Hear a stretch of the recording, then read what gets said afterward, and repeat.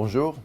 Transdev est intéressé par l'ouverture du marché ferroviaire en France et pour ce faire, depuis de longues années, mène un travail de longue haleine avec l'État, les régions, pour que le corps social, d'une part, prenne en compte cette évolution, que la législation soit au rendez-vous. Le travail est aujourd'hui fait, les premiers appels d'offres sont lancés et ces premiers appels d'offres prennent en compte naturellement des sujets d'infrastructure, des sujets de maintenance de matériel et naturellement le transfert du personnel.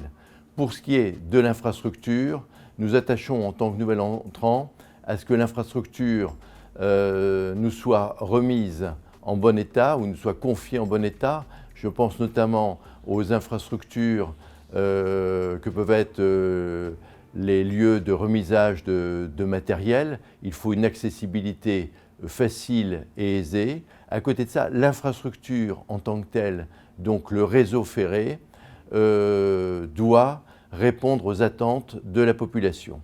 Le réseau ferré doit être en bon état et il est important pour tout nouvel entrant qui prend des engagements sur le long terme d'avoir de la visibilité sur cette infrastructure.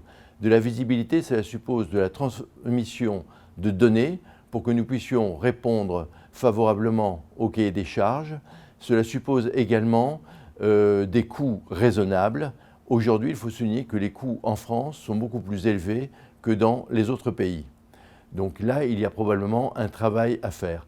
Par ailleurs, les sillons commandés, donc les droits de passage, les sillons commandés doivent nous être attribués le moment venu. Nous sommes conscients qu'il y a beaucoup de travaux à faire sur l'infrastructure. Ces travaux doivent être faits en étroite concertation avec l'ensemble des opérateurs qui opèrent sur les voies.